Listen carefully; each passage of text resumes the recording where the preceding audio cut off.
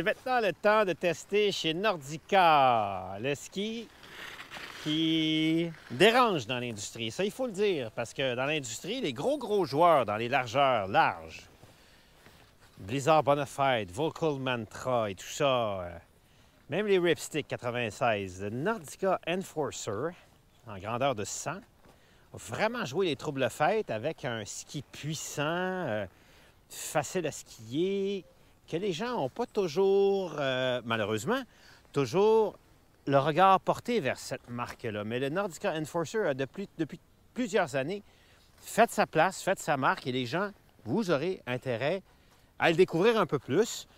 Et pour le Québec, peut-être encore plus, parce qu'ils arrivent maintenant avec une largeur de 88 au patin, avec un rayon de 17 mètres de rayon. Les Enforcers, c'est quoi? C'est des skis avec, déjà, vous voyez, une spatule profilée quand même assez avancée qui va passer à travers tout. Les neiges molles, printemps, poudreuses, mais avec une puissante cambrure sous la botte. Donc, un ski qui ne sera pas une guenille sur la piste quand on arrive sur le dur, qui va tenir fort, qui va répondre fort, avec 2 plaques de métal dans le ski et 2 tubes de carbone à la grandeur du ski, du devant à l'arrière du ski. Donc, un ski qui est très réactif, qui est tendu, qui procure des sensations, qui procure une énergie que Nordica est capable de décliner de sur tous ses autres skis. J'ai toujours trouvé que les sensations à bord des Nordica, que ce soit le GT80 ou le Navigator, qui est son petit frère 90 de largeur, plus léger, plus facile à skier, ont toujours eu une super belle énergie. En même temps, je ne sais pas si vous le voyez bien à la caméra, mais il est magnifique sur la neige. C'est un ski comme une espèce d'hologramme ou une espèce de... On voit bien la montagne dessus. C'est très beau sur la neige, c'est masculin. Moi, je trouve que ça fait super bien le travail. Pour rajouter à la qualité de la construction, le noyau de bois dans ce ski-là est fait en cône.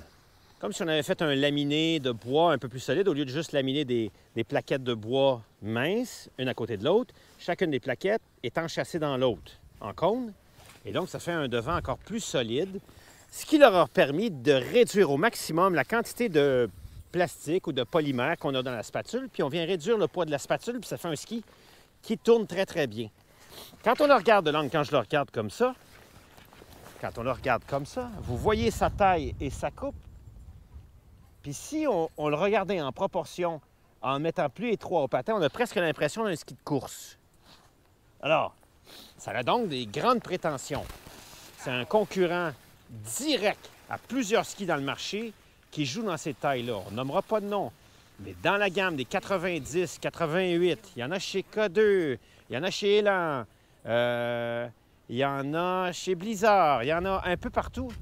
Il va tenir la route et il va se tenir en haut du pavé de toute cette catégorie-là, en fonction de si vous l'aimez ou vous ne l'aimez pas. Après, vous n'êtes pas obligé de l'aimer, mais il est certainement à considérer, étant donné l'énergie qu'il a, la qualité de construction, les feelings qu'il procure. À 100, c'était peut-être un peu large comme seul ski au Québec. À 88, un must à essayer l'année prochaine, Nordica Enforcer 88.